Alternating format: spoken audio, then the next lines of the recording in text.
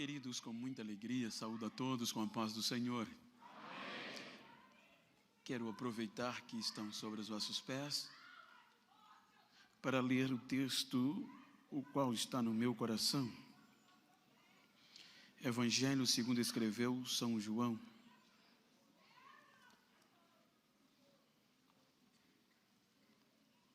Capítulo 2, versículos 45 e 46.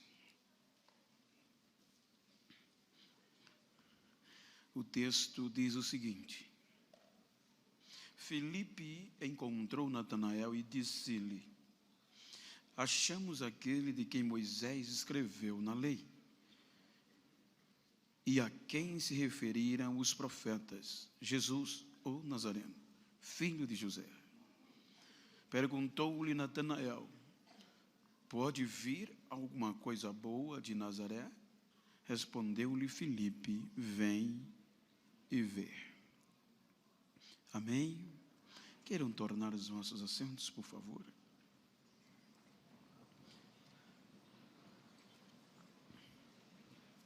Quero agradecer a Deus pelo rico privilégio de poder estar esta noite participando deste congresso jovem, que para mim constitui-se uma honra ímpar, pela grandeza e a magnitude deste evento, e, tendo em conta a minha pequenez,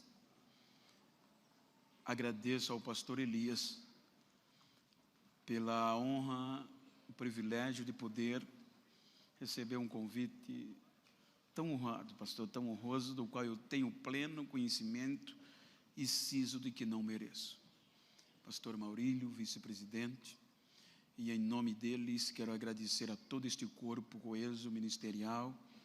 Faço referência a todos, reverenciando-os. Agradeço ao pastor Uri, coordenador da juventude, a todos que com ele coordenam a juventude, e respectivamente a todos os jovens que compõem esta união. Deus recompense-os por este privilégio a mim formulado.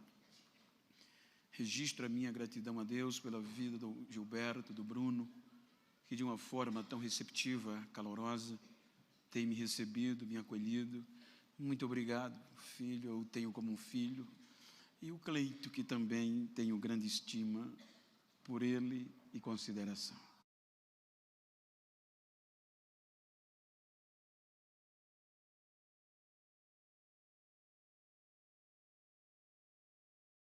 Me ver, Abraão, a Jeane estar ali, é melhor ficar sentado, né?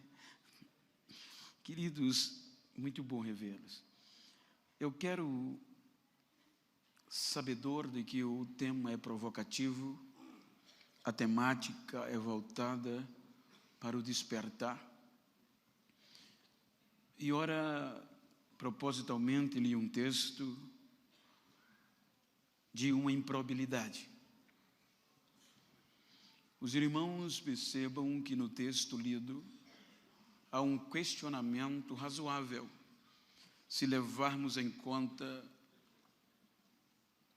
o que acontecia naqueles tempos. A Bíblia nos mostra que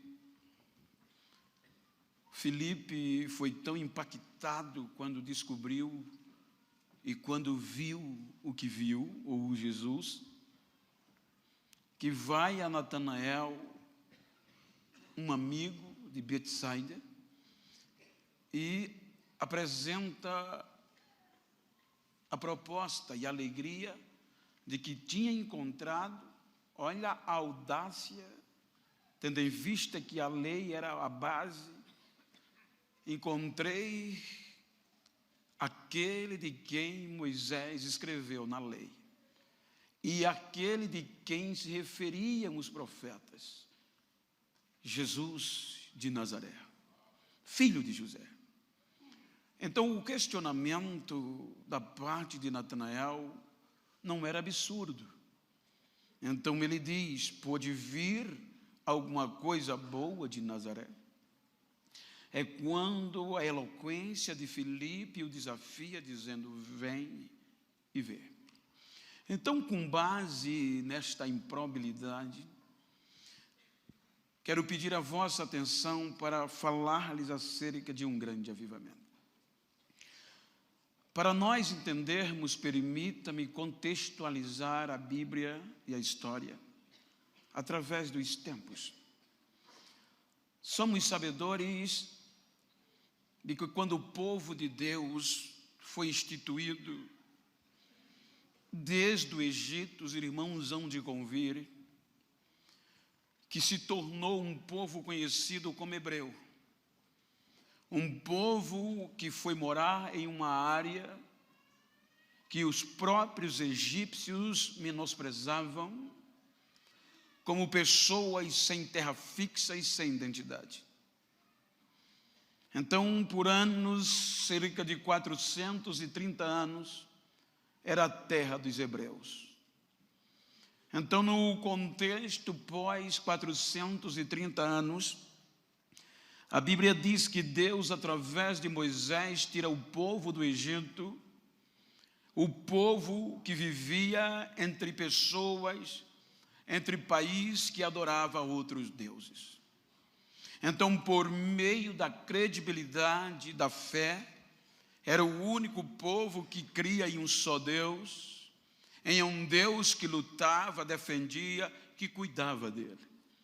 Então, a existência da época era natural que o povo vivia, na sua maioria, sobre uma liderança que dava-lhes alimento e que lhe protegia, como era conhecido os reis, até próprio faraó.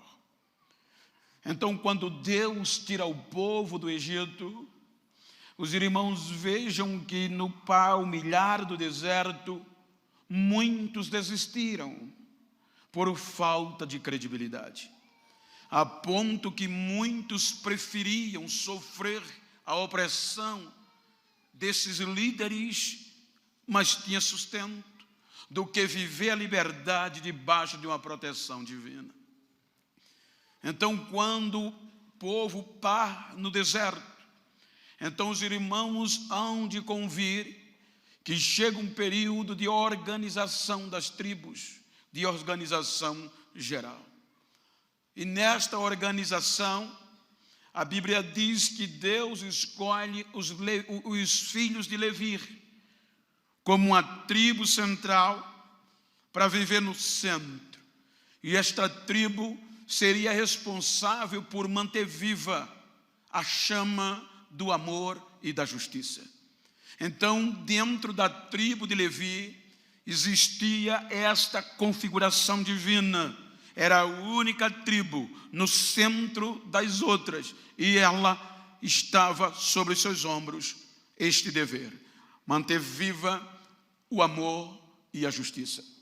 Quando o povo sai do deserto e quando o povo entra na terra prometida, então o povo já passa a não ser conhecido mais como hebreus, em um contexto geral, mas Israel.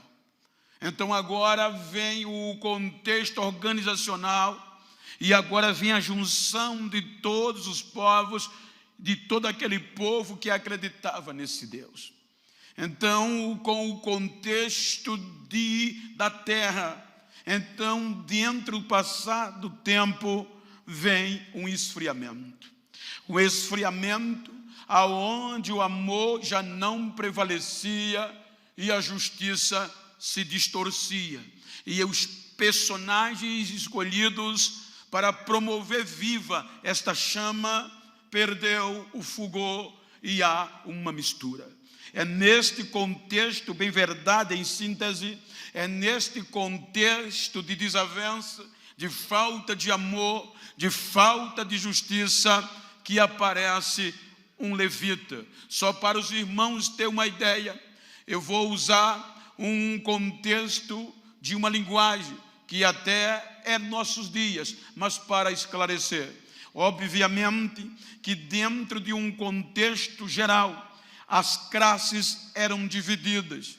Os sacerdotes, o sumo sacerdote, só ele tinha palavra sagrada, só ele tinha uma ordem sagrada, era o mais sagrado e era o que se aproximava mais de Deus. Usando um termo atual, era parte do alto clero, e com isso vinha contexto descendo, e os irmãos vão entender lá na frente. É dentro deste contexto que agora surge lá atrás algo chamado Abacuque, que fazia parte do baixo clero, usando palavras atuais. Ou seja, dentro do contexto do alto clero, médio clero, baixo clero e o resto, e o povo da terra. Então estava o quê? O contexto, os homens mais limpos, mais puros, mais sagrados, que cercavam o sumo sacerdote, fazia parte do alto clero.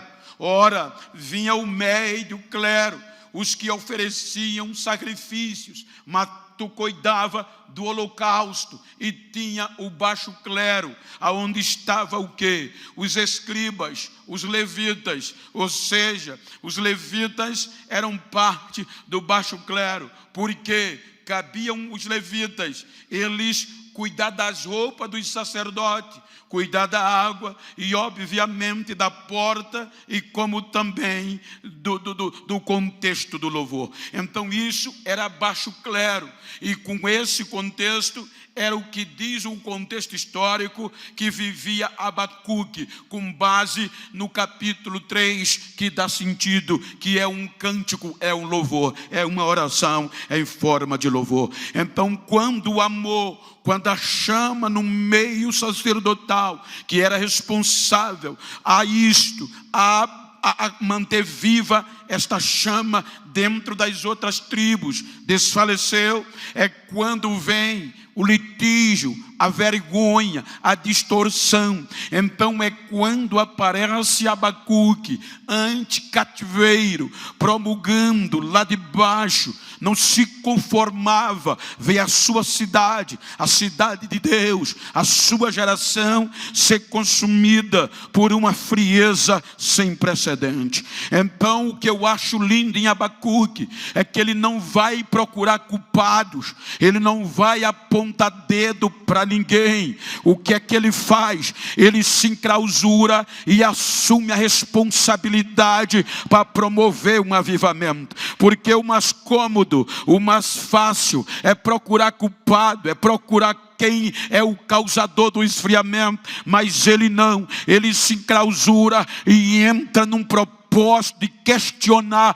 o próprio Deus. Veja que ele entra no cenário, e no cenário ele abre o leque, ele diz: Senhor, o Senhor não vai me ouvir. Isso implica dizer que não foi momentâneo, foi um período de oração, de comprometimento, foi um período de quem não estava no alto clero, mas estava no baixo clero, mas tinha comprometimento com o contexto do avivamento. Então ele pergunta, ele ora, e Deus não responde. Então ele vai questionando, ao ponto que ele chega e diz: Senhor, até quando eu vou orar? E Deus não responde. Aí ele sai da oração e entra no desespero, entra no grito, no clamor, e Deus não responde. Aí ele se invoca na nossa linguagem e vai questionar Deus: Senhor, até quando eu vou orar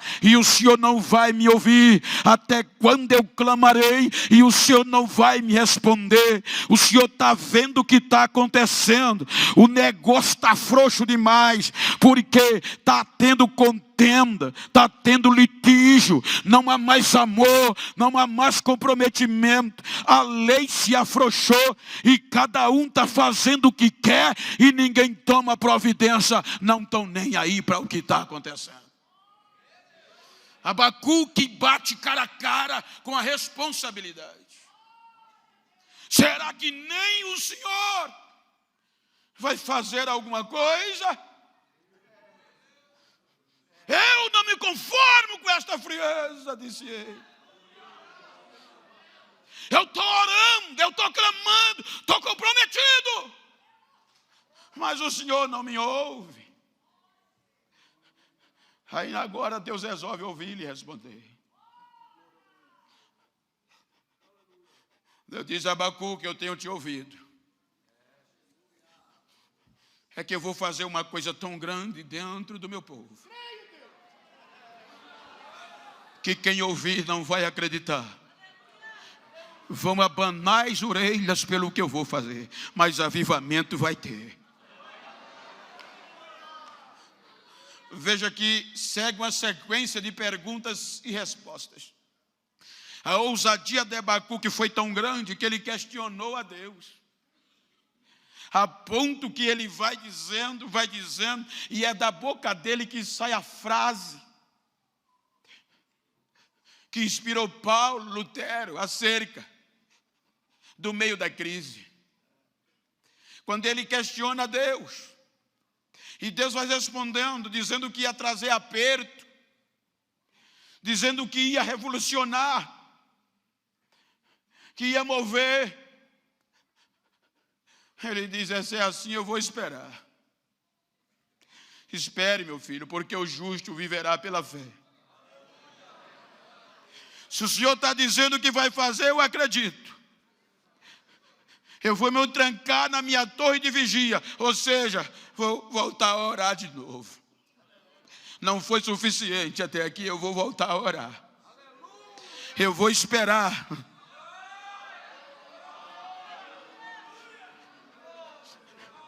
E Deus disse: vai ter aperto, mas eu vou fazer. Aí eu acho lindo que ele usa as maiores expressões de fé que um ser humano poderia usar. Veja que, crendo nesta providência divina por um avivamento, por um despertar, porque avivamento é estar vivo de novo. A gente muitas vezes entende que avivamento é pular, é correr, é saltar, é consequência, é bom. Mas avivamento, gente, é quando, por exemplo, você constrói uma casa, e quando você constrói, que pinta, que é tudo bonitinho, quem passa na rua não passa sem olhar e tecer comentários positivos. Mas com o passar do tempo, o vento, a chuva, o sol vai deteriorando e vai perdendo o brilho. E chega um ponto que alguém passa e não vê mais, nem liga porque não chama mais a atenção. Aí é quando se toma a providência. Minha casa está tão deteriorada, eu vou avivá-la. Pega uma tinta, chama um reformador e começa a reformar e pintar. Aí quando está viva de novo, agora quem passava e não olhava vai ter que entronchar o pescoço e vai ter que ver, queira ou que não, vai ter que ver. Então olha para quem está ao teu lado, diga: depois desse congresso, quem pensava que você estava sumido e apagado, vai ter que virar o pescoço e vai ter que te ver de novo.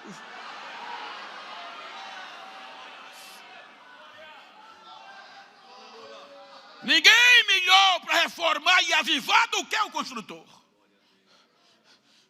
Só que para avivar o que perdeu o brilho, filho, não é só moleza não. Quando vai se reformar, quanto mais mexe, mais aparece coisa diferente. E vai ter que aguentar. Agora Abacuque diz: eu vou esperar. Aí ele vem entender, depois de um período de oração, vem o capítulo 3. E olha o que é que ele diz: ouvi a alegria. Entendi. É necessário aperto. Aviva, Senhor. Manda bronca. Aviva a tua obra. E a faz conhecida. Pode mandar bronca, que eu não vou desistir, eu vou estar aqui. Ainda que a figueira não floresça, nem haja fruto na vida, e o produto da oliveira minta, 3 árvores perenes, que é impossível negar o fruto. Ele passa pela agricultura, que era fonte de renda econômica. Ele entra na pecuária, ainda que não haja vaca e nem ovelha, era impossível pois era a maior força da economia judaica. Mas ainda que isso deixe de existir, ainda que o aperto seja tão grande, que tudo isso desapareça, todavia, eu esperarei no Senhor.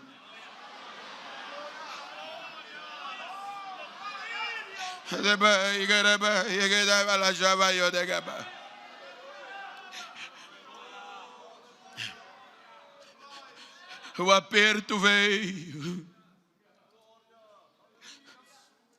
Os caldeus devastaram Jerusalém.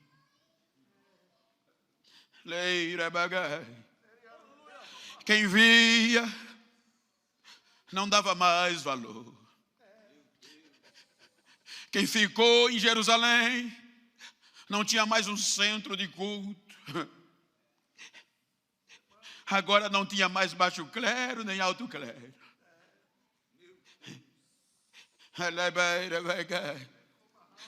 Agora ninguém era maior que ninguém. Quem ficou no Jerusalém, na miséria, não tinha direito de um centro de culto. Alguns escaparam para o Egito. E quem foi para o cativeiro, entre aspas, vivia melhor do que quem ficou. Mas não podia mais adorar.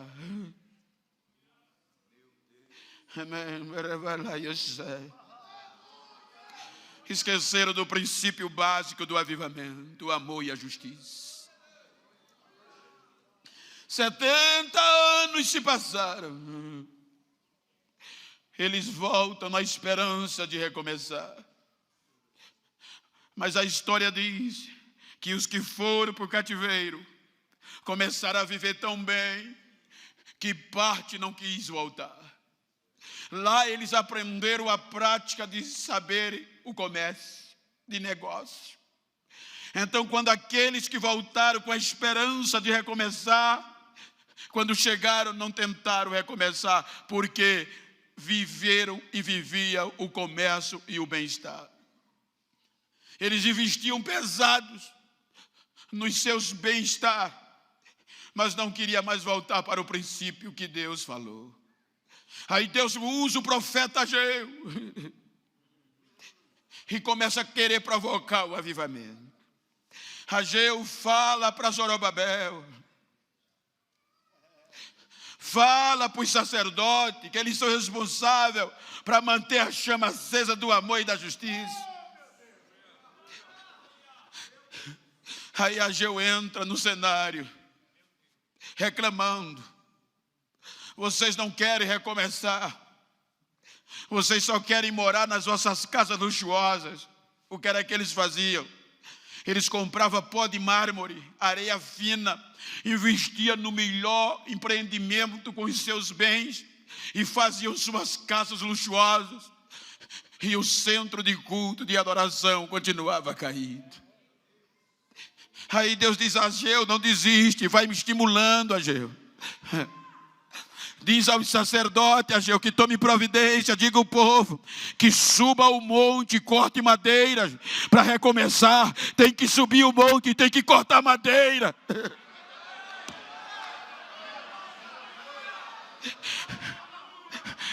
Tem subidores de monte aqui? Tem cortador de madeira? Mas Senhor, talvez na planície tenha madeira, mas tem que subir o monte. Eu quero sacrifício, tem que subir o monte, tem que cortar a madeira de cima. Eles recomeçam, mas não à altura de um grande avivamento. E o questionamento de Abacuque pairava. Agora se escapam dos babilônios, dos caldeus, e são levados. E agora já retornam pelo médios e persas. Aí com o passar dos anos não tem mais liberdade. Aí vem o Império Grego Macedônio. O Império Grego Macedônio, forte, poderoso, predomina sobre todos. Com o passar dos anos, vem o Império Romano. O Império Romano aparece com uma pampa como nenhum outro, mas produz algo bom, político. Em cerca de 64 anos, antes de Cristo. Aí agora o general romano Pompeu destrói ou conquista toda aquela região pela divisão do Império Grego-Macedônio. Agora ele conquista e agora entra no cenário Palestina. Então agora a Palestina é conhecida como Palestina, ligada a Roma. O Império Romano predomina.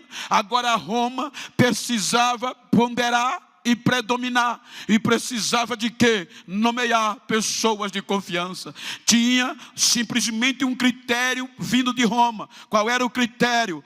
Fidelidade. Então é quando, pelo um contexto político, Herodes o Grande é enviado para a Judeia, para a Palestina, para governar, para reinar de norte a sul. Então vejam que é neste contexto que já havia desde o passado divisões regionais e falta de amor e de desprezo era o que prevalecia.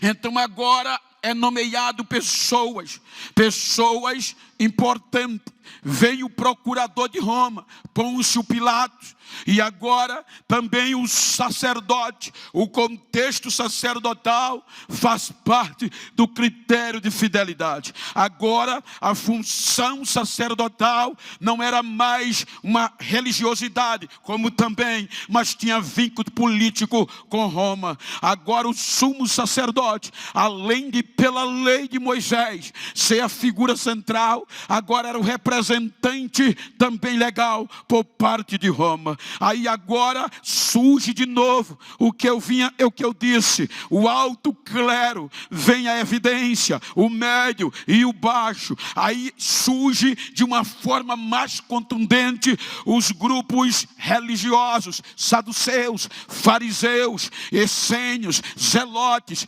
herodianos. Os saduceus eram mais poderosos. Por quê, pastor? O grupo dos saduceus eram a elite, só de grandes proprietários, de grandes comerciantes, judeus, formava o grupo dos saduceus. Eles que mandavam no culto, eles que mandavam lá dentro da igreja. Os fariseus eram responsáveis pela ordem pública e pela limpeza, pela pureza, tanto fora como dentro do santuário. Só que os fariseus, também judeus, família sacerdotal, mas já estava abaixo dos saduceus. Era uma classe rigorosa, era uma classe que pegava no pé da lei conforme eles mesmos interpretavam, e daí para frente vinha os outros. É aqui que a hora de surgir a justiça e o amor, eles não revigoram, porque agora tudo era voltado para um contexto político, para um contexto de interesse. Se tudo gira em torno do alto clero, então agora temos que se juntar para não perder o nosso cargo. Aí pelo outro lado, no baixo clero, os escribas interpretavam a lei para satisfazer a ordem de lá de cima, e eles expandiam isso. Se você olhar em um gráfico a história, você vai ver, agora aparece a ótica do puro e do impuro, ou seja, o centro era o templo. Em um gráfico aqui momentâneo, no centro era o templo, depois Jerusalém, depois a Judeia, depois Samaria e depois a Galileia. Ou seja, agora depois disso daqui, eles não olhavam os samaritanos com bons olhos, os sacerdotes, a cúpula responsável para promover o avivamento, não via os samaritanos, porque eram judeus, mas não tão puros. Eles olhavam para os da Galileia, e que era perigoso, porque a Galileia ficava na fronteira com os pagãos, com os sírio-fenícios, e a mistura de gentil, de pagão, com os judeus na na Galileia tirava a autenticidade religiosa dos galileus. Então, para a cúpula lá de cima, só a Judeia, só a cúpula era puro. O resto não valia nada. O resto não tinha probabilidade espiritual. Abaixo de Galileia vinha o povo da terra. Eram judeus que não eram considerados puros. E depois vinha os pagãos. No meio dos impuros, eles colocavam quem? Os que não sabiam ler, os analfabetos, porque eles defendiam: se é analfabeto, não sabe ler a lei, e se não lê a lei, não é digno de ser puro. Eles consideravam maldito. Aí vinha cobrador de imposto, vinha cego, vinha aleijado,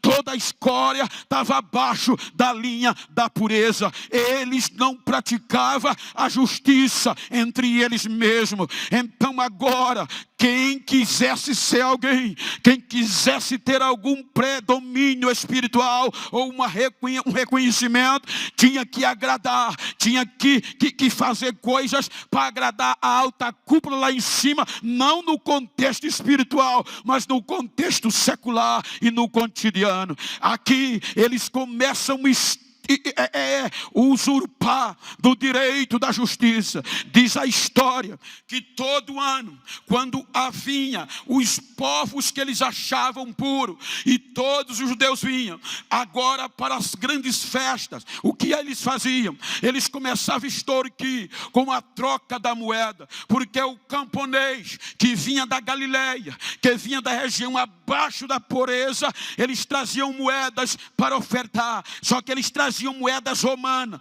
e quando eles depositavam, o templo não aceitava, tinha que trocar a moeda pela moeda do templo, uma troca, um câmbio. Então nesse câmbio, a turma de cima já sugava, já cobrava altas taxas, e os pobres voltavam mais pobres ainda. E agora só pode adorar, só entra no templo, impuro não pode entrar. Para eles, impuro eram os galileus, porque tinha as regiões predominantes: a Judeia, a Galileia, a Idumeia, Decápolis, Samaria, eram regiões, mas para ele só a Judeia prevalecia. A Galileia é um bando de impuro, dizia ele, não são crente não, então de lá nada bom vem, ali só tem impuro, nunca vai surgir água dali que preste para nada. Então eles começaram a decompor, começaram a usufruir do que não lhe era necessário, esqueceram o princípio do avivamento, o amor e a justiça, conforme Deus determinou. Aí de repente você vê que quando Deus ouve e coloca em prática a oração de Abacuque através dos anos, Deus não vai lá literalmente na Judeia, Deus vai aonde? Abaixo do baixo clero, nos desqualificados. Quem tem uma adolescente, uma jovem chamada Maria, que na ótica não tinha futuro, de onde ela é da Galileia, e para piorar é de Nazaré, tem futuro não, é desqualificada para entrar na história.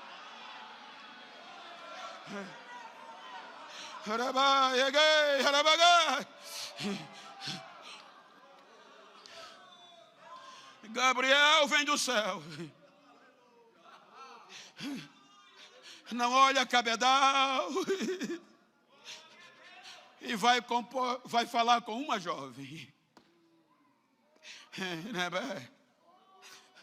na Galileia. Não foi nem em Cafarnaum, que era maior, foi na Nazaré, que você não vê nenhuma vez mencionada no Velho Testamento.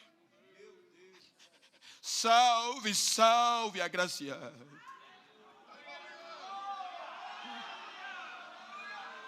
Na ótica humana era desqualificada para esse avivamento. O Senhor é contigo. Ela ficou tão assustada, que não era comum, que gritou: que saudação é essa? Quem está falando comigo? Ela se assustou. Aí Gabriel diz: não tenha medo, Maria, calma. Sou eu, enviado da parte de Deus, para trazer um desafio para você.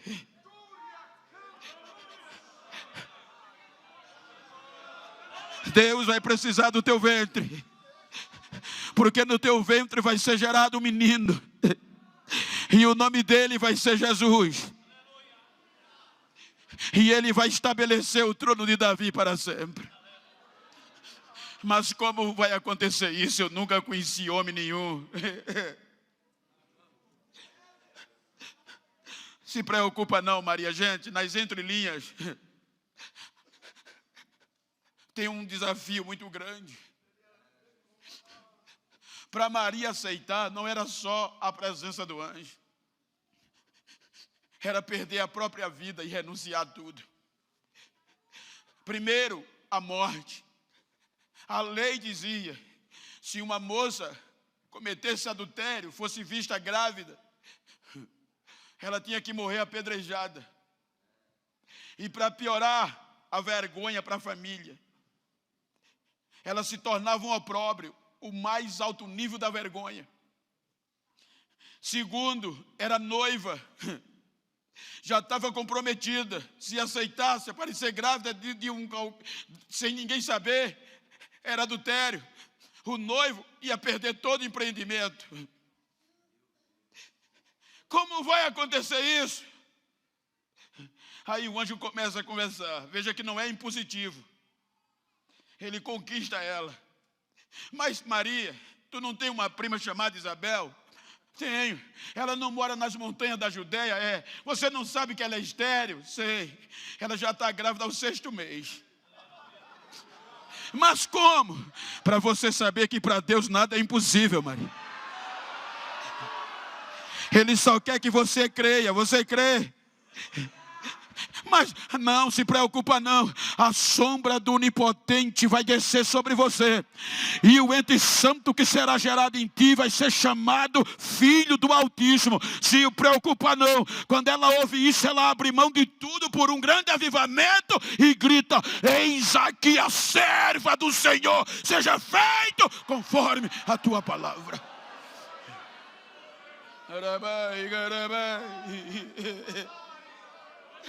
Esse tema custou caro, gente. Quando o anjo vai embora, a Bíblia diz que depois de poucos dias antes do bucho crescer, a curiosidade vem. E a curiosidade faz com que ela saia de Nazaré e vá para a Judéia visitar a prima Isabel, para comprovar, será que é verdade? Aí ela vai. O que eu acho lindo é que quando ela chega na casa de Isabel, não tinha, talvez pelo texto, vou conjecturar, não tinha cachorro para latir, não tinha mordomo, a porta estava fechada. Aí quando ela já, depois da viagem grávida, já nem ela sabia direito que o menino já estava sendo gerado. Aí quando ela bate na porta, talvez, ou de casa, a lógica era Isabel gritar de lá: Shalom, minha amada. Mas não, a porta diz a Bíblia que quando Isabel ouve a voz de Maria, já começa na nossa linguagem sapatear lá dentro, e até João Batista já começa a saltar dentro da barriga.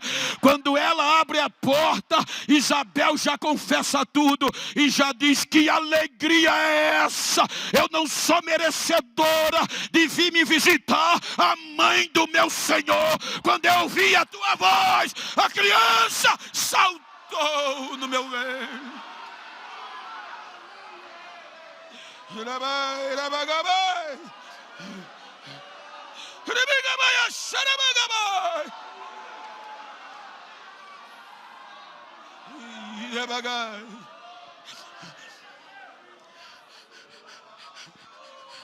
Vem o recenseamento.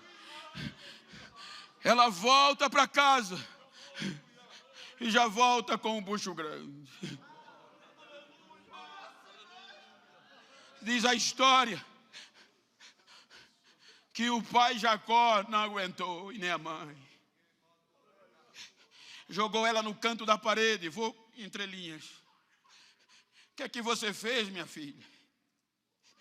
Que vergonha você nos fez. E ela não podia dizer nada, gente. Uma das coisas que eu acho lindo é que às vezes você vê alguém, gente, E é comum a gente se espelhar nessas pessoas.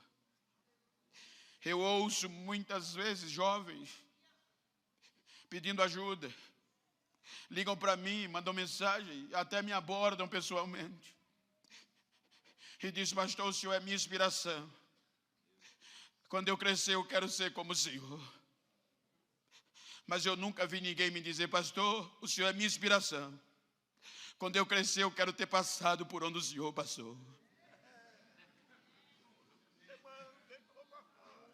Tem coisas que não dá para falar do que Deus quer. Humilhado. Agora vão te apedrejar. E a notícia chega na casa de quem? De José, o noivo. Imagina você, moço, noivo, e daqui a pouco a sua noiva aparece grávida do nada. O que era que você faria? Ia lá dizer: meu amor. Veja que pela lógica era para José procurar os sacerdotes e ela já sair dali para ser apedrejada. Mas a Bíblia diz que porque José a amava, intentou deixá-la secretamente. Não vou dizer nada, para não detratar ela. E já vai dormir pensando nisso. Quando é de noite, Gabriel aparece a ele. E diz: José, não temas tomar Maria como tua esposa. O que dela está gerado é obra do Espírito Santo. O menino vai nascer e você vai dar o nome dele de Jesus ou Emanuel. E ele vai salvar o povo dos seus pecados. Ou seja, ele vai, na nossa linguagem, ele vai trazer o avivamento que Israel precisa. Ele vai trazer este avivamento. José nem amanhece o dia, já está na porta do sogro, assumindo. O menino vai para o recenseamento. Que era o recenseamento? É que como Roma predominava, e a fidelidade dos sacerdotes da Judéia para Roma eram os impostos. E então, geralmente eles faziam o recenseamento para medir se os impostos estavam correspondentes ao crescimento da população. Era tudo interesse. Aí agora, ele fazia o recenseamento. Aí sai para cumprir o que está escrito. Ele sai de Nazaré e vai para Belém. E lá foram fazer o recenseamento. Aí lá o menino nasce. Veja que quando Jesus nasce, eles já queriam abafá-lo logo no nascimento. Foi quando os magos apareceram e disseram a Herodes: onde nasceu o rei dos judeus? Herodes, um rei, segundo a estrela nos guiou. Aí Herodes desencadeia uma perseguição implacável. Todas as crianças com menos de 2 anos para baixo, tem que ser morto com medo da ameaça política. Aí o anjo vai a José e diz: Herodes quer matar o menino. Na nossa linguagem, para o tema, para enfeitar, como diz, para dar entendimento. O Herodes já quer abafar o avivamento que Abacuque pediu e ainda está esperando. Ou seja, agora imagine, por que o Senhor está dizendo isso? Porque Abacuque foi um profeta anticativeiro, bem perto do cativeiro. E Deus disse a Abacuque: eu vou usar os caldeus. E depois que os caldeus entraram, Jerusalém ou Israel não foi mais o mesmo nunca até aqui. Aí Herodes disse: vou matá-lo. O anjo disse: vai para o Egito. 2 anos, o anjo vai no Egito e diz: volta. Herodes já era, ele já morreu. O grande já desapareceu. Quando Jesus volta para Nazaré. Veja que ele não vai para a Judéia, volta para Galileia. Quando ele volta para Galileia, era tão improvável sair alguma coisa boa de lá, que ele passa mais 6 anos, ou seja, 8 anos. Foi com 2, voltou com 4 e agora com mais 8 anos. Ele está esquecido no anonimato. A Bíblia não fala nada. Quando ele completa 12 anos de idade, era uma data que a gente chama de adolescente, mas para o judeu não, era uma data que se tornava homem, apto a participar das reuniões. Era um jovem de 12 anos. Aí qual era a prática? Era que a prática diante da elite, diante do baixo clero, aonde estavam entronizados os escribas, qualquer pessoa dinâmica, qualquer pessoa que era tida inteligente, ele exortava ser da Judéia, porque na Galileia, lá no fim dos impuros, não tinha ninguém inteligente para eles, e isso era comum. Aí no dia da festa, Maria e José terminam a festa e perdem o menino, procuram, depois de 3 dias, lembram, vamos no templo. Quando chega no templo, é justamente quando ele está sendo sabatinado, ou seja, se for inteligente, tem futuro. Aí a Bíblia diz que os doutores, os escribas, vou conjecturar, o menino com 12 anos sentado na frente, e os escribas faziam a pergunta: você vai ser sabatinado. Quanto mais você responder, mais grau de crescimento você vai ser, tá bom? Tá, vai perguntando aí. Aí os escribas perguntavam, Jesus na lata, pá, dava a resposta, e ainda dava a interpretação. Perguntava o outro mais inteligente, pá, na lata, ainda dava a interpretação.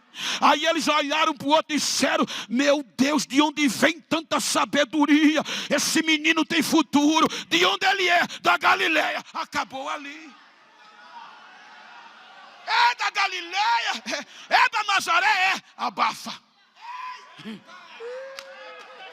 É assim? É de Nazaré, é. Abafa. Gente, isso é lógico. Não precisa ser entendido. Até hoje predomina.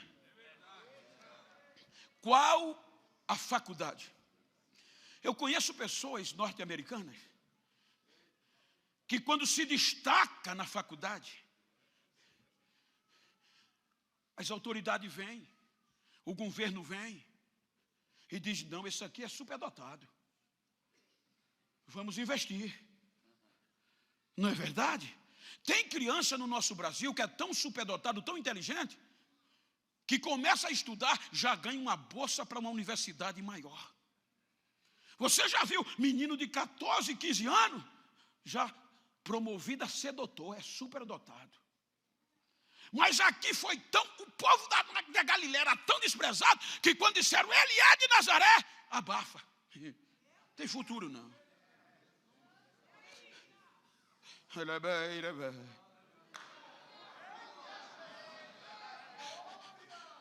Mais de 12 para 29, quase 30, são 17 anos.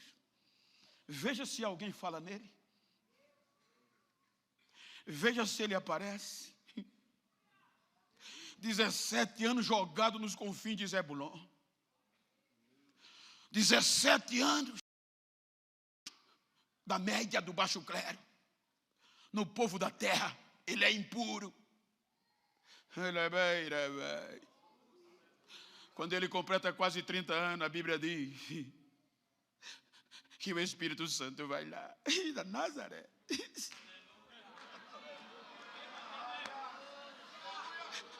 Diga para quem está ao seu lado: esse mesmo Espírito ainda procura improváveis.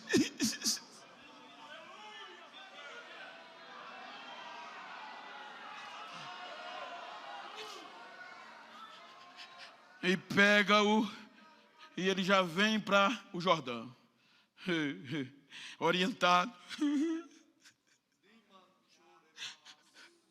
E quem estava batizando naquele dia, o top da galáxia. Quando o João Batista está na água, sente algo diferente.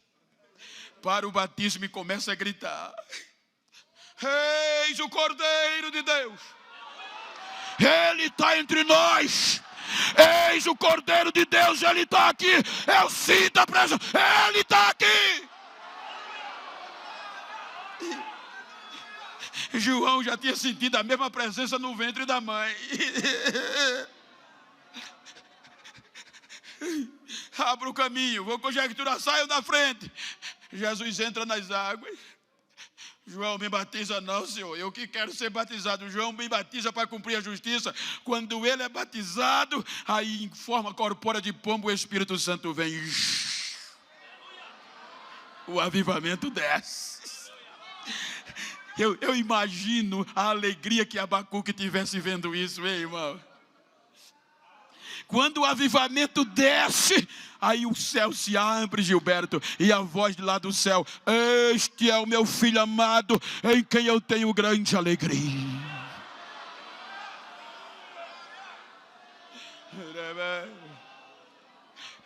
ele já sai da água cheio, diz a Bíblia, do Espírito Santo. E agora ele não vai, não era hora, eu costumo lembrar disso aqui, se eu pudesse eu pregava isso aqui todo dia, toda hora. Agora não era hora, não era de aproveitar. Olha o que o texto diz, ele sai das águas cheio do Espírito Santo. Papai falou com ele, não era hora dele bombar agora? Aí o Espírito Santo pega ele e leva para o deserto. Avivamento não é rodar num pé só não, filho. Avivamento não é ser famoso não. Ele poderia ser levado para Jerusalém e bombar. Mas diga para quem está ao seu lado, quer avivamento? Antes de Jerusalém, tem um desertinho para passar.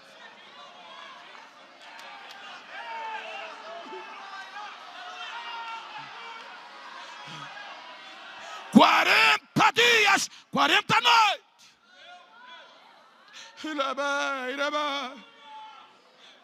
Vence Satanás. Olha que proposta, gente. Para vender a dignidade. Eu tenho medo até hoje. O inferno tenta de tudo para tirar disso dele. Leva ao mais alto monte do templo, o pináculo, a mais alta altura. E o inferno faz a proposta. O diabo abre mão de tudo, gente. Diz, olha aí, ó, tudo é meu. Eu estou disposto a dar a você. Olha que proposta. Às vezes a gente se vende por tão pouca coisa. Eu te dou tudo, porque é meu, se você me adorar. Era muito fácil, não precisava, só era se agachar. Ele olha para Satanás e diz, está escrito, Satanás, só o Senhor teu Deus adorarás e só a Ele servirás. Eu não me vendo. A Bíblia diz que Satanás vai embora. Agora os anjos vêm, o alimenta. Que hora boa de abafar agora. Cheio do Espírito Santo.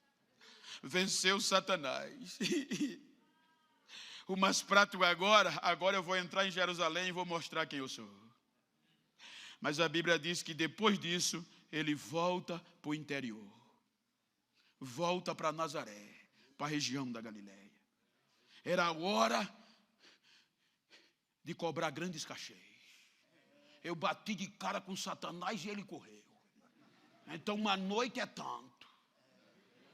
Era a hora de arrebentar. Mas ele volta para o interior, para a origem.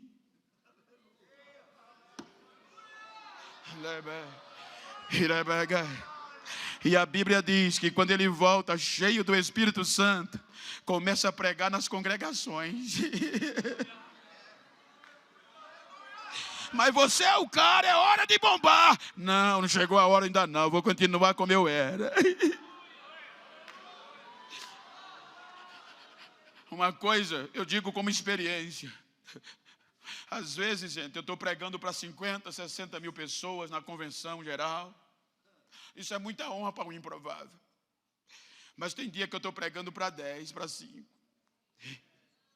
Tem dia que eu estou pregando em igrejas tão lindas como essa. Mas tem dia que eu estou pregando em igreja tão humilde que do púlpito dá para botar a mão na cabeça do porteiro e orar por ele. E às vezes quando eu estou pregando num lugar como esse, o Espírito Santo me enche. E alguém chega 2 horas batendo foto. Jovem, assina a minha Bíblia, pastor. E às vezes como humano, lá dentro diz, rapaz, tu tá aí podendo, hein? E às vezes você é ludibriado a pensar que é alguma coisa. Aí quando eu chego em casa, já tem 2 pedacinhos de cana me esperando. Aí eu meto o dente na cana e o Espírito Santo diz, não esquece de onde tu veio.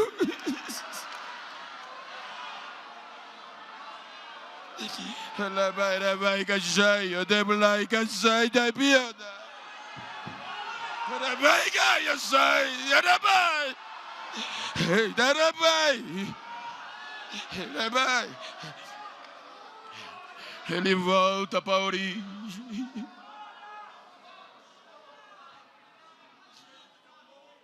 Começou a pregar e ninguém o incomodava e o povo aplaudia ele.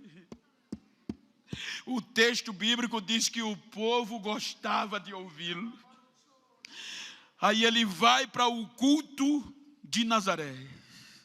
Aquele culto onde está todos os tops. Ilustrando, é bem verdade. Cheio do Espírito Santo.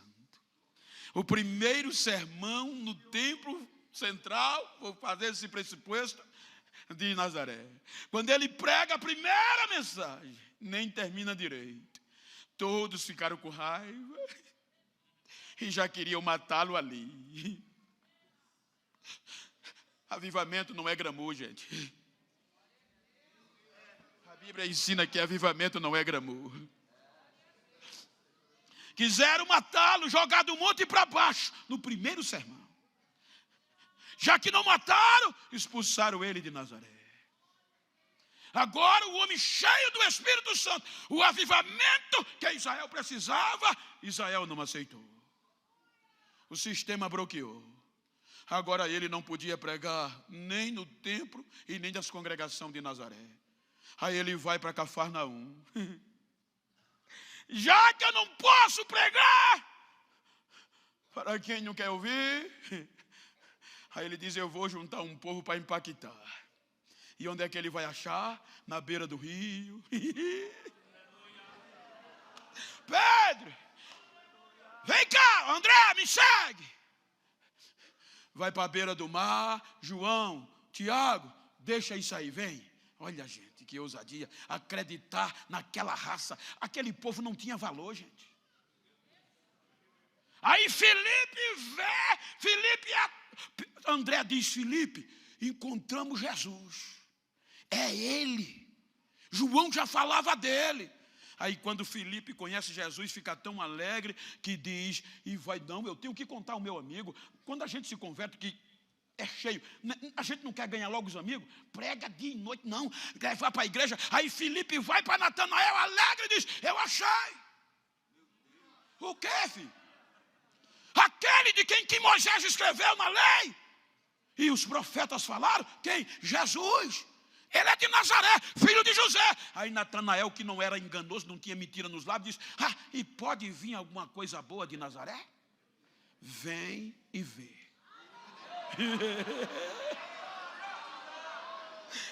Quando Natanael conheceu Jesus, não largou mais.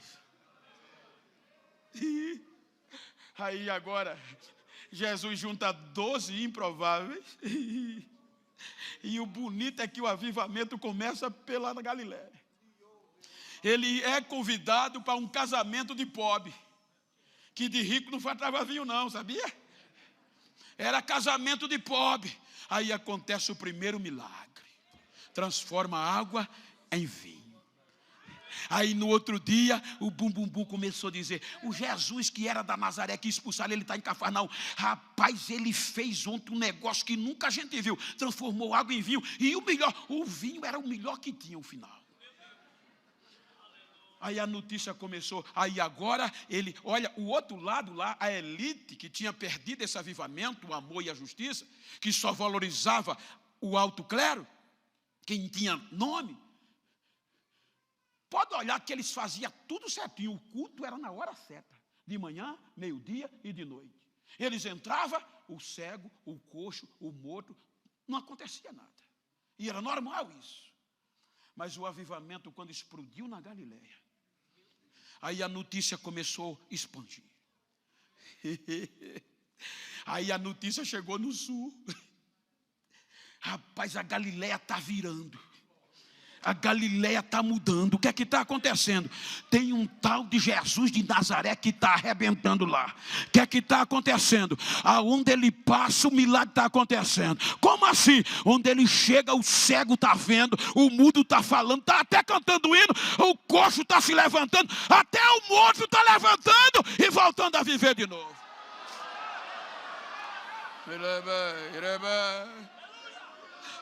E ele está vindo aí para o sul. Ai.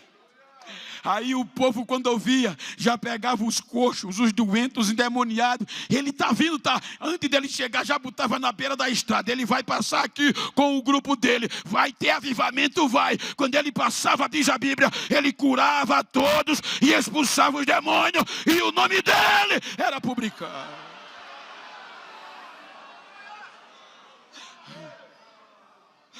Aí o sistema diz, vamos pará-lo. O alto clero se une com o médio e o baixo. Porque para os grandes comerciantes, os grandes poderosos dos saduceus e os fariseus, Jesus era uma ameaça. Ele vai fazer a gente perder o nosso cargo. Vamos pegar ele é da Galileia, vamos pegar ele na lata, vamos usar a lei. Veja que a Bíblia diz que quem ia procurar Jesus para questionar acerca da lei não era saduceus, eram os escribas, porque escriba era do baixo clero, mas eram as pessoas que interpretavam a lei para agradar a turma de cima. Aí os peritos iam, e perito é especialista, chegava para Jesus e questionava, Senhor, eu tenho uma pergunta para fazer ao Senhor. Qual? Qual é o maior mandamento? Ora, é simples, amar o teu Deus de todo o teu coração, de toda a tua força, com toda a tua alma e entendimento, e ao teu próximo como a ti mesmo. Aí o perito baixava a cabeça e dizia, disseste bem. É mole. Senhor, esta mulher foi pega no próprio ato de adultério. E não era qualquer pessoa, era especialistas, peritos. E a lei diz que tem que morrer apedrejada. O que é que o Senhor diz? Se ele dissesse apedreja, mas o Senhor não prega o amor? Não pode matar, está desfazendo da lei. Aí Jesus olha e diz, dentre vocês que não tiver pecado, atira a primeira pedra.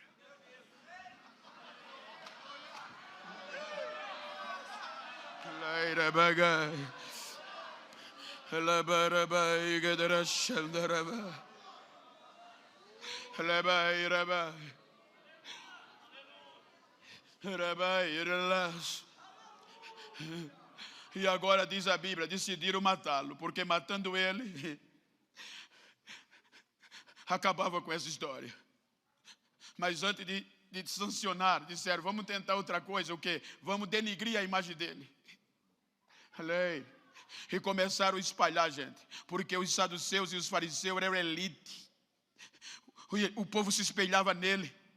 E disseram, vamos dizer, espalhar que quem seguia esse Jesus é miserável, é vergonha. E isso predominou. Veja que quando isso se espalhou, foi tão forte que chegou aos ouvidos e impactou os discípulos. Pode olhar que só quem andava com Jesus de dia eram os discípulos ou abaixo do baixo clero, só ralé. Era coxo, era analfabeto. Não é à toa que João lá na frente, na revelação, ele quebra isso. Ele diz, bem-aventurados os que lê. E também, porque para os puros, que ele dizia, só era limpo quem lhe sabia ler. Aí agora qual era? Quem era que tinha coragem de dar a cara para bater com Jesus? Os analfabetos, os improváveis. Quem pensava que era alguma coisa, que acreditava, mas não tinha coragem de botar a cara de dia, ia aparecer de noite com Jesus, porque o sistema não via. Aí chegou a hora que Jesus bateu de frente. Veja que isso foi tornando tão forte, que Jesus, como disse Cleito, percebeu que estava o povo murmurando e desanimado.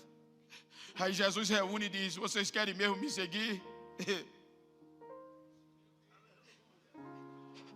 Vocês acreditam mesmo que eu sou? Então vocês vão ter que renunciar a vocês mesmos. Vocês não vão ligar para status. Vocês vão perder nome, vão perder privilégio. Mas tome a cruz de vocês de cada dia e venham. Porque uma coisa eu digo a vocês, se qualquer um de vocês se envergonhar de mim, das minhas palavras, eu também vou me envergonhar dele diante do meu Pai e de seus anjos na sua glória. Aí agora, a tática dos fariseus não funcionou, porque agora era que o número crescia. A notícia impactava: está crescendo. O povo não está deixando ele. Então resolveram matá-lo. Se a gente matar ele, acaba com essa história.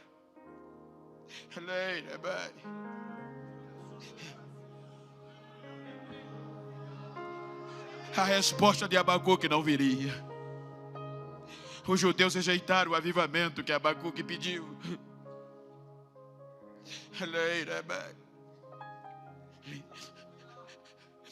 Prenderam ele. O impacto foi tão grande que você percebe que ninguém ficou, gente. Os mais íntimos ficaram de longe.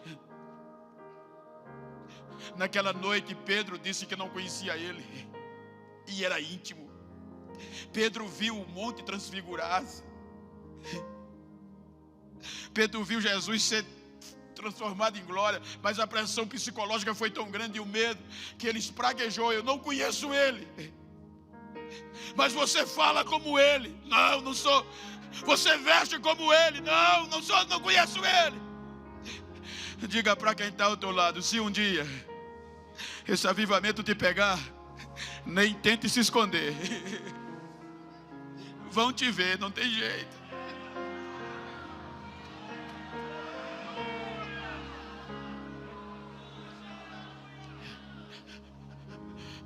Levaram Jesus à cruz. Para piorar e desanimar todo mundo, sepulta-o. Coloca aquela pedra na tampando o túmulo e lacra com o selo imperial. Ninguém podia tirar o selo do império. Era morrer. E para piorar, colocaram soldados para vigiar, porque os sacerdotes tinham medo. Segundo dia, a notícia se espalhou: acabou. Tem mais essa história de avivamento não. O improvável continua improvável. O alto claro é quem vai continuar desfrutando. O segundo dia foi tão trágico que muitos desistiram. Aí vem o terceiro dia.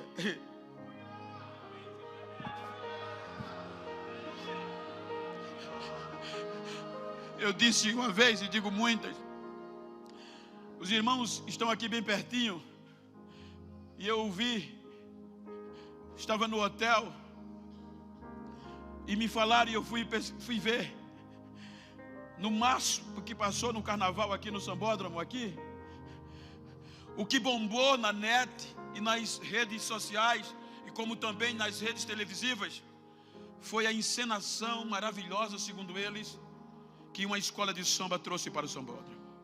Eles trouxeram isso aqui: a morte, o inferno e Jesus. O que eu achei interessante quando eu vi é que quando eles concluíram a apresentação, Jesus não ressuscita. A morte e o inferno continua dando pulo, alegre, e Jesus caído. Então quando eles terminam, o que impactou foi: a morte e o inferno venceram. Então a maior emissora do Brasil depois chamou o organizador para o camarote, e o intérprete parabenizou, apertou a mão e ele bateu no peito e disse: impactamos, alcançamos o nosso objetivo, impactamos o Brasil. E a notícia era: Jesus perdeu para a morte e o inferno. Agora olha para quem está ao teu lado e diga: é fake news.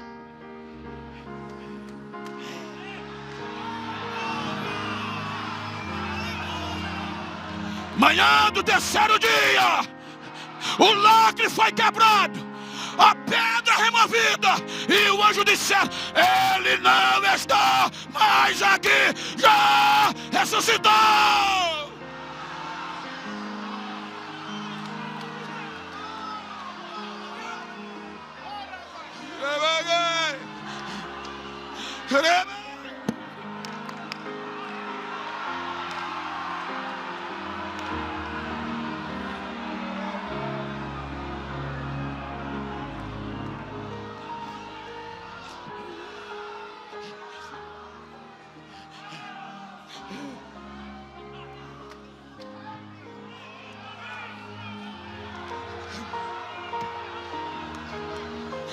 Compartilha comigo, compartilha.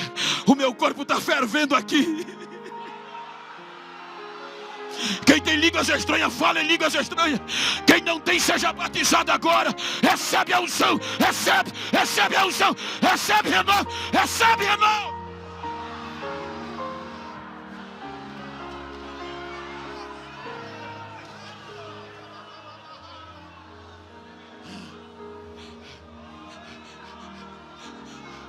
Uma das propostas do Congresso é a evangelização.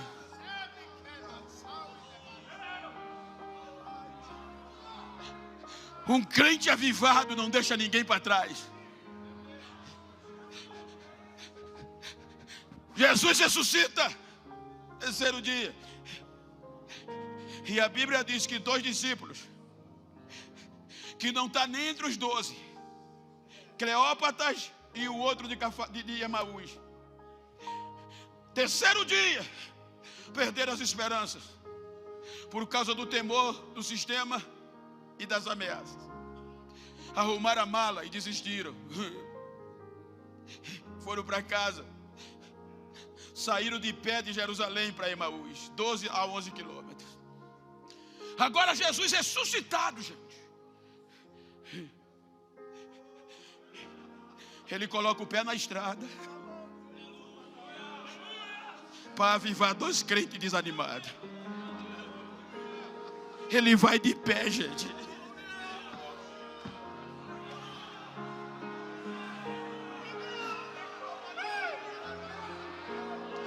Entra na conversa. E quando ele entra, a conversa não era boa. Eles estavam tristes. O que é que vocês estão falando? Diz a Bíblia. Aí a Bíblia diz, olha o que é que a Bíblia diz. Cleópatra, um dos entristecidos, está escrito, disse a Jesus: por acaso tu és o único estrangeiro aqui? Não sabe das notícias dos últimos dias? Quais? Jesus, o varão galileu, homem honrado, poderoso em obras, profeta de Deus, como os sacerdotes os mataram e a nossa lei o crucificou? E a gente pensava que era ele que ia nos redimir. Olha que decepção. Já são 3 dias e nada. Se bem que algumas mulheres disseram que viram mais.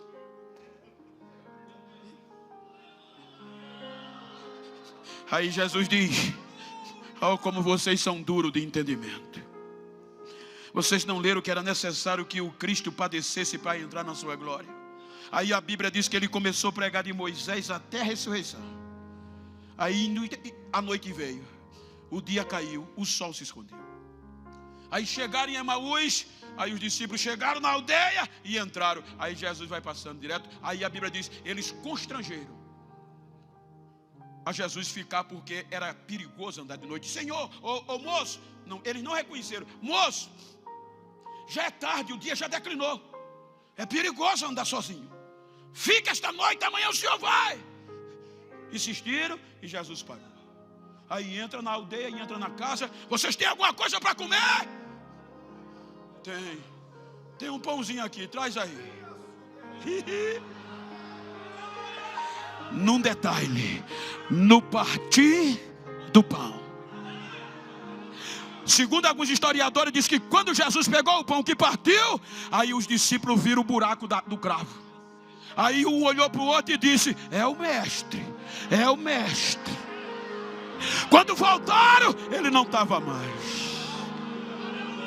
A gente bem que pensava, quando ele falava, o nosso coração queimava e ardia. Esqueceram o medo, se encorajaram, pegaram coragem, e na mesma noite, diz a Bíblia, pegaram a estrada e voltaram para Jerusalém, para onde estavam os outros, e já chegaram pegando fogo. Ele está vivo, ele está vivo, ele está vivo, ele está vivo.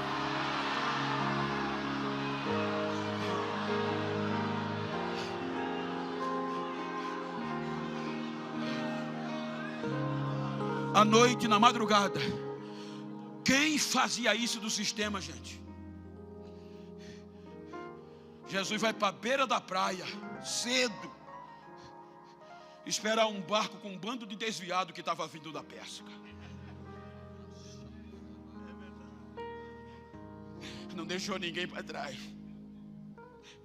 Quando ele desce, que Pedro vê de longe, quem é? Aí Pedro diz, é o mestre. Ele veio nos buscar. Saltou do barco, vestiu a roupa e fez carreira para a areia. O que eu acho lindo, gente, é que Jesus ouviu e viu Pedro dizer que não conhecia ele. Em nenhum momento Jesus passou na cara dele. Pedro, tu me amas? Tu sabe. Quem faria isso? Toma conta da minha igreja, Pedro, do meu rebanho. Pedro, tu me ama? Tu sabes. Apacenta as minhas ovelhas, Pedro.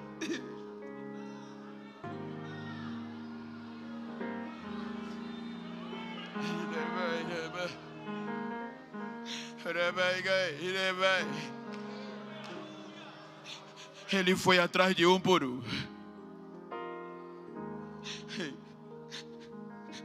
Uma das coisas que a gente tem que falar, gente, todo dia, é que não adianta a gente estar num congresso de avivamento e uma nova geração tão linda e tão dinâmica.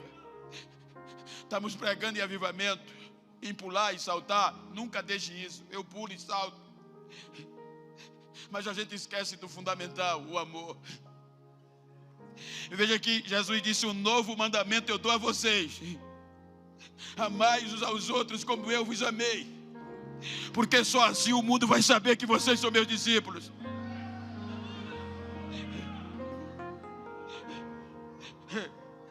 A gente muitas vezes está aqui ralando, falando de evangelizar amor. Não estou criticando, é um negócio construtivo, uma crítica construtiva.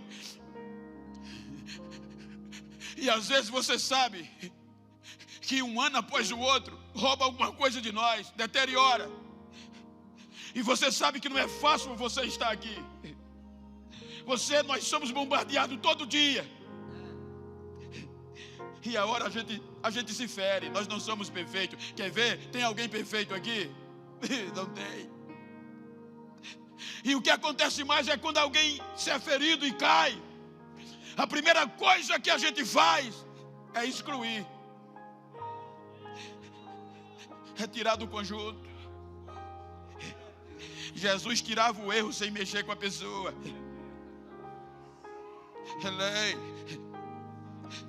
O crente avivado não deixa o outro para trás.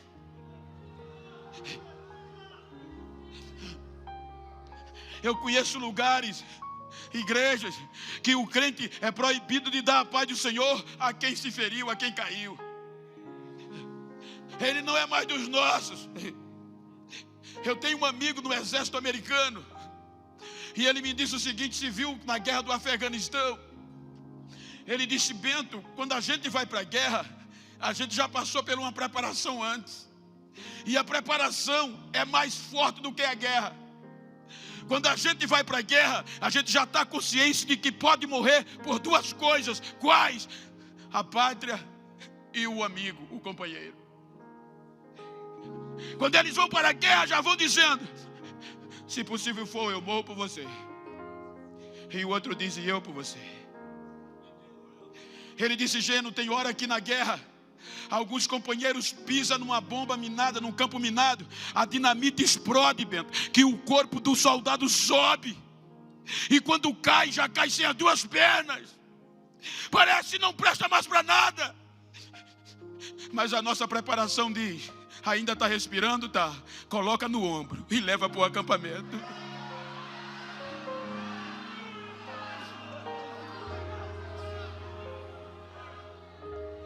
Gênio, tem hora que são atingidos, os fusíveis vêm e destrói o peito, o braço da pessoa, mas a ordem é, está respirando, tá? Coloca no ombro, não deixa para trás.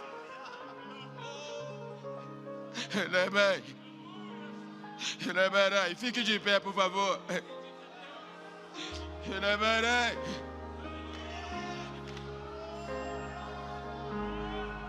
Aviva, Senhor, a tua obra. Agora, se você puder dar uma olhadinha para quem está ao teu lado. Me ajuda aqui, Uri, por favor, pastor, me permita. Olha para quem está ao teu lado assim, se for do mesmo sexo, melhor ainda. Olha para ele aí, olha para ela. Vira assim para ele e diga, não quero nem saber. Estou nem aí como você chegou nesse congresso. Quero saber como você vai sair dele. Diga: vou sair renovado, vou sair avivado, amando mais. Diga: me faz um favor, se depois desse congresso tu encontrar alguém que pensou que eu tinha morrido, que eu estava desaparecido e tinha ficado para trás, diga a ele que ele quebrou a cara, porque se depender de mim, você não vai ficar para trás. Diga a ele: se depender de mim, você não vai ficar para trás. Abraça ele.